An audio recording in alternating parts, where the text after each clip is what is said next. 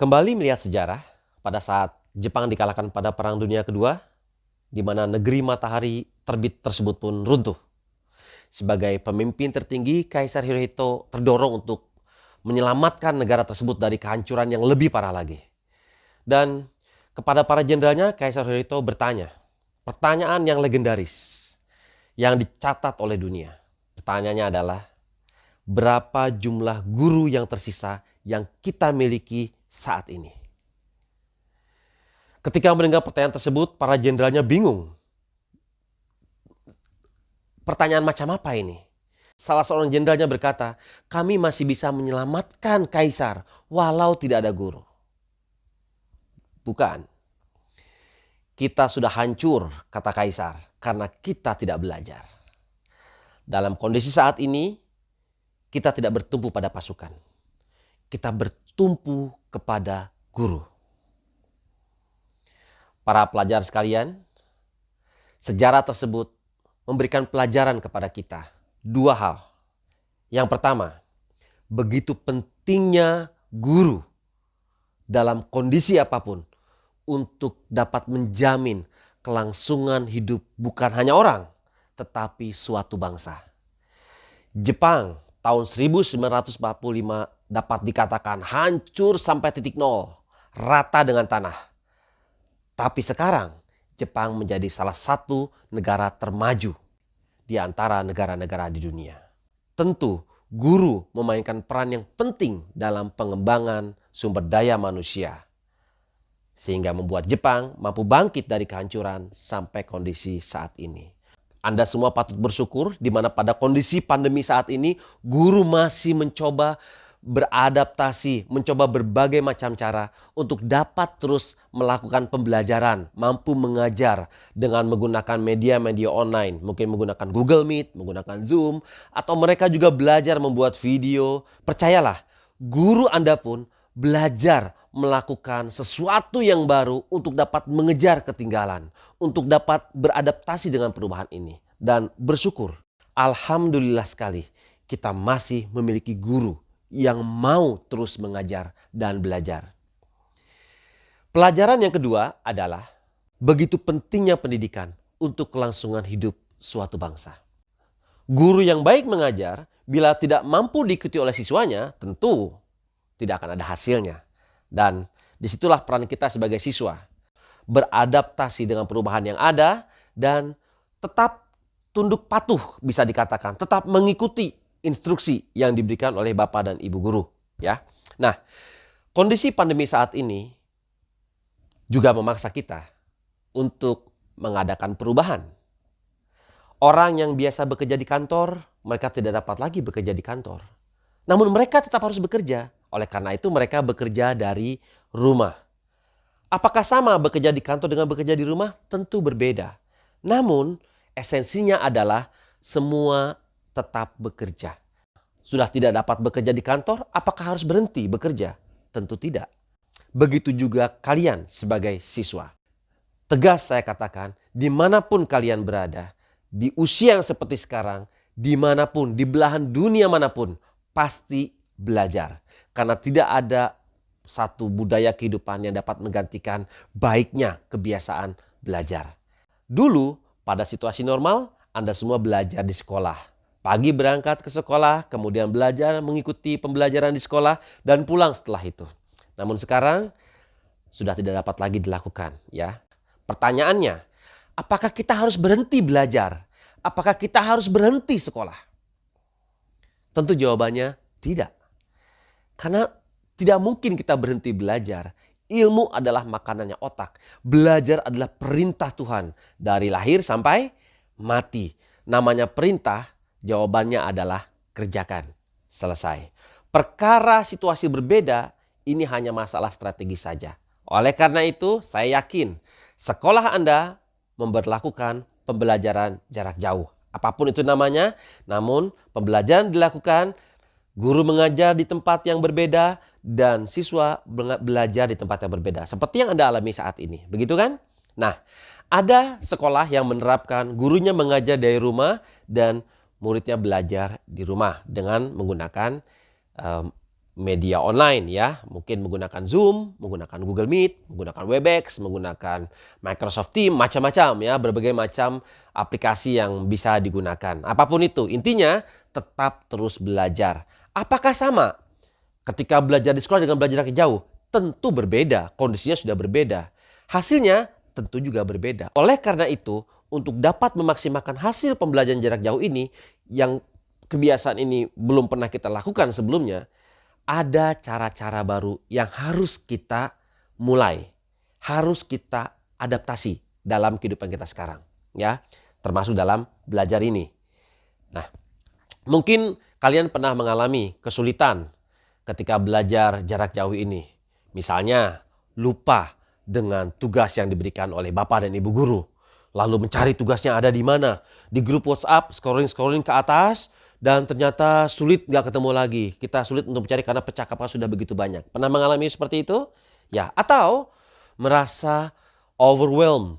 Terlalu banyak tugas, seperti terlalu banyak tugas yang diberikan oleh Bapak dan Ibu guru sehingga tidak tahu memulainya dari mana. Atau lupa, ternyata hari ini ada ujian ya. Padahal sudah diberitahu oleh Bapak Ibu gurunya 2 hari yang lalu. Kenapa? Ya karena kita tidak punya catatannya. Kebanyakan kita mengandalkan ingatan ya. Padahal pepatah mengatakan pensil yang tumpul lebih baik daripada ingatan yang tajam gitu ya. Berbagai macam tantangan hadir tentu perlu kita jawab. Ya. Yang jelas yang tidak bisa kita ganti adalah kita harus tetap belajar, harus tetap sekolah. Untuk itu, KAD sudah mempersiapkan satu alat yang bisa dipakai oleh kalian semuanya dalam mengikuti pembelajaran jarak jauh dari rumah ya. Video ini dirancang khusus untuk siswa menengah pertama dan sekolah menengah atas karena siswa sekolah menengah dianggap lebih mampu ya untuk bisa belajar secara mandiri, mengkoordinasi dirinya sendiri gitu ya. Nah, alat ini sederhana ya. KAD sebutnya sebagai progress board ya, progress board. Untuk melanjutkan nanti kalian bisa download di link yang ada di bawah video ini ya, bisa di-download. Itu diberikan dalam bentuk Microsoft Word sehingga nanti bisa diedit. Kolomnya bisa diedit, waktunya bisa diedit ya. KAD hanya memberikan contohnya saja yang saya berikan. Hanya contoh format yang bisa diedit sesuai dengan jadwal pelajaran. Nah, sesungguhnya progress board ini adalah jadwal pelajaran yang di-print secara lebih besar. Setelah kalian download, silahkan di-print. Ya. Nah, sebelum di-print, boleh sambil menyimak video ini, perhatikan baik-baik ya. Setelah di-print nanti akan ada 2 lembar kertas. Oh, terbalik ya, yang ini. 2 lembar kertas, ini adalah halaman 1, yang ini adalah halaman 2. A4 potret ya. Ini sebenarnya adalah jadwal pelajaran dalam 1 minggu yang dicetak lebih besar. Sengaja dibuat lebih besar agar nanti kalian dapat menuliskan sesuatu di sini ya.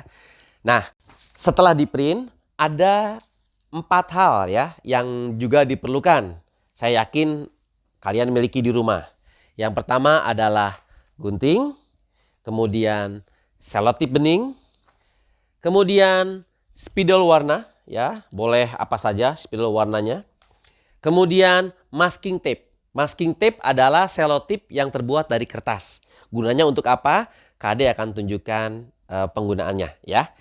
Simak saja baik-baik, amati dengan santai, dengan seksama, pastikan kalian semua memahami ya esensi dari alat ini. Oke?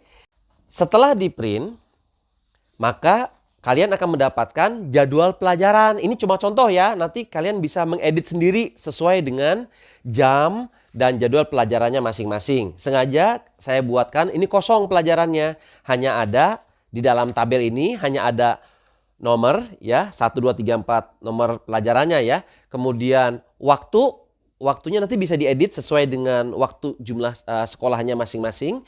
Kemudian hari ada Senin, Selasa. Di lembar pertama hanya ada hari Senin dan Selasa. Kemudian di lembar kedua itu ada hari Rabu, Kamis, dan Jumat.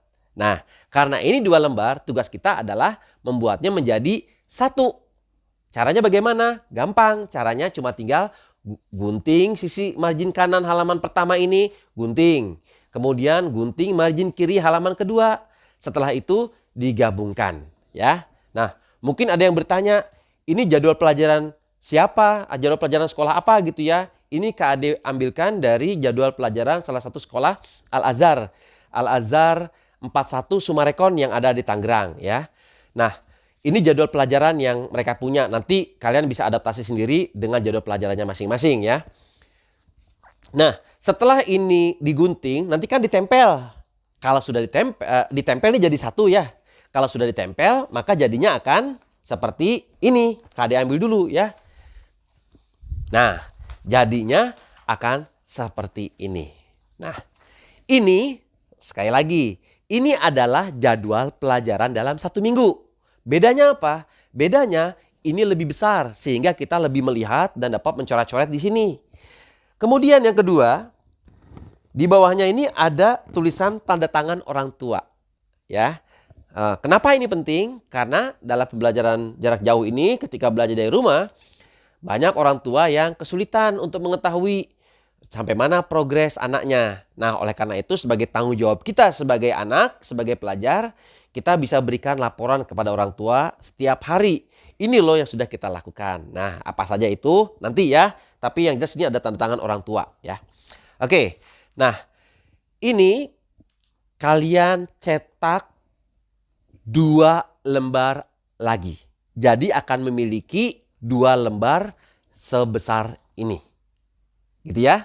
Setelah punya 2 lembar seperti ini, kemudian tempel di dinding, di ruangan belajar, di kamar kalian, atau di mana saja di mana kalian belajar. Pastikan mudah dilihat dan mudah dijangkau ya. Jadi mudah dilihat, jadi mudah kelihatan, gampang, dan mudah dijangkau. Mau nulis-nulisnya juga gampang gitu ya. Nah, tempelnya pakai apa? Kalau tadi kita kan melekatkannya pakai, nah tadi nih melekatkannya pakai selotip bening. Belakangnya nih dilekatkan pakai selotip bening.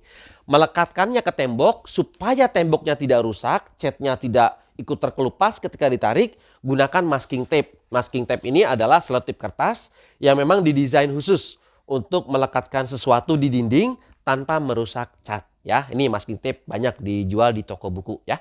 Oke, jadi Kak Ade mau tempel dulu ya. Oke, sekarang sudah ditempel ya di dinding. Bisa dilihat di sini. Ini karena backgroundnya putih juga ya, jadi mungkin tidak terlalu kelihatan. Ini adalah jadwal pelajaran di hari ini ya, di minggu ini. Ini adalah jadwal pelajaran di minggu berikutnya. Kira-kira seperti itu. Nah, ini kemudian nanti di bawahnya hari ini ada ditulis hari, ditulis tanggal, bulan, dan tahun. Detail cara pengisiannya akan ada di video lanjutan ya, di video lanjutannya ini. Namun inilah cara menggunakannya di rumah ya. Jadi print, setelah di print, gabungkan jadi 1, lalu tempel di dinding seperti ini. Oke. Nah, setelah ditempel, kalian memerlukan 3 spidol warna. Yang pertama adalah hitam. Yang kedua adalah hijau, yang ketiga adalah merah. Nah, masing-masing ini, warna ini memberikan kode kepada kita ya, kepada otak kita tentang apa yang harus kita lakukan. Tuliskan mata pelajaran setiap harinya pada jam-jam yang ditentukan. Ya, misalnya nih, kalau di jadwal pelajaran yang ini, hari Senin, jam 8 sampai jam 8.30, jam 7 sampai jam 8 adalah pembiasaan. Pembiasaan ini adalah kegiatan sekolah Al-Azhar yang dilakukan oleh Bapak Ibu Guru kepada para siswanya nih bersama-sama ya, pembiasaan diri melakukan sesuatu yang positif dibiasakan. Kemudian di berikutnya jadwal pelajaran ada jam 8 sampai jam 8.30. Misalnya nih, pelajarannya adalah IPS. Nanti kalian tulis di sini IPS. Tulis semua mata pelajaran menggunakan spidol hitam atau biru, boleh ya, biru juga oke. Pakai spidol dengan tulisan kapital semuanya. Misalnya ini IPS lagi 2 jam misalnya, tulis di sini IPS. Di bawahnya ada science, tulis science, science. Di bawahnya ada apa lagi? Matematika, matematika, tulis seperti itu ke bawah ya. Setelah menuliskan jadwal pelajarannya, nanti kan ada bagian kosong nih di bawahnya. Nah, apapun kegiatan yang dilakukan dalam pembelajaran, misalnya membaca buku halaman sekian sampai halaman sekian, tulis di sini membaca buku halaman sekian. Tulis pakai spidol warna hitam ya.